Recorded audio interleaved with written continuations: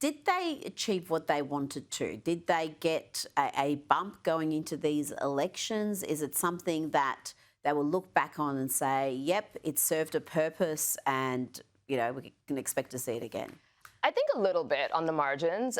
Just the margins were so high, though, with how the Democrats defeated the Republicans that they probably would have won that maybe by a little bit of a lesser margin. I don't see the outcome being fundamentally different because it does make the Republicans look bad. And the other problem is the sticking point in this whole shutdown was Obamacare and whether to have those subsidies extend. Should they extend when we know so many illegals are taking advantage of the system?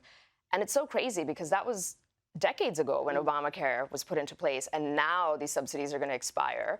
And the average person doesn't know all this and won't pin the blame on Obama, who's been out of office for multiple terms. It will get hung around Trump's neck. So in that sense, you could say that the Democrats did succeed a little bit, but they've also paid a price, and there's a bit of a civil war in their own party.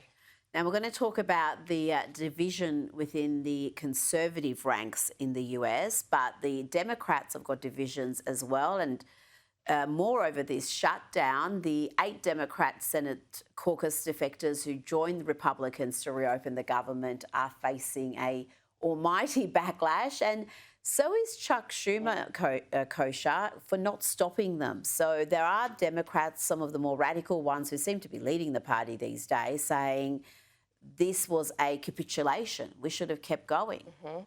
Yes, and most of those are from purple moderate states to even red states where there's somehow a Democrat in power, so they're a little bit, in terms of their personal political situation, more vulnerable.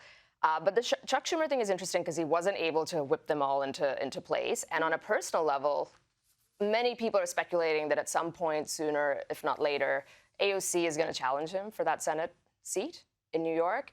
And that's just very interesting, where she is on the rise in some way with where that party is. He's ostensibly of kind of the old guard, Nancy Pelosi retired, et cetera. So that's going to be very interesting. And everybody's watching if he's going to just preemptively announce his retirement like Nancy Pelosi or risk a possible challenge from AOC.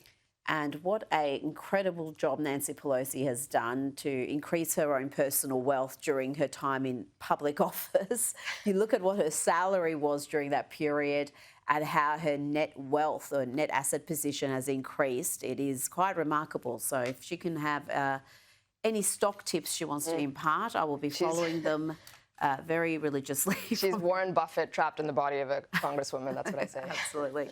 Now, before you go, there is these deep divisions forming within conservative ranks. You've got the likes of Tucker Carlson, Megyn Kelly, Matt Walsh on the one side, and then you've got Ben Shapiro, Mark Levin and others on the other. There's all sorts of calls to disavow certain people, to not platform them, a form of really cancel culture that you thought was something that the left specialised in. How do you see that? And is it just going to hold back the Republicans going into the midterms if there's all this infighting in the conservative ranks? It's not helpful. And Republicans always were famous for having this circular firing squad, they used to say. And the Democrats, say what you will, they're very united generally, and they put on a united front. So it's certainly not helpful.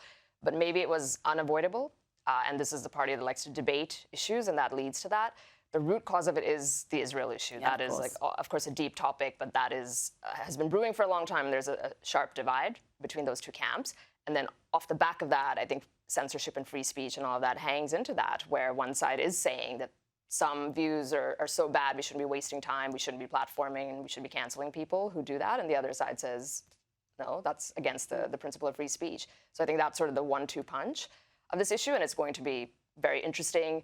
The last thing I will say on that is that the side against Israel, or at least not against, but kind of neutral and feels like the U.S. has done enough, is ascendant, because everybody under the age of 30 is on that side. I would say the Tucker, Matt Walsh side of the camp. And so that is the side growing, and the side that favors Israel is literally dying out of the electorate. They're the elderly people, 70 plus. So this is not going to end. That is in itself a topic we've discussed previously, because some of the polling that's come out, and I don't know if that polling will change now that the war is over, but certainly there were dramatic shifts in the public opinion towards Israel across the board. And with younger people, the shifts were enormous from memory, 40, 50 points. So Right, in such a short period of time. in a few years. So that is certainly something I think would be concerning a lot of people. But yeah, we'll keep watching that debate. Kosha Gaylor, thank you so much for your time tonight.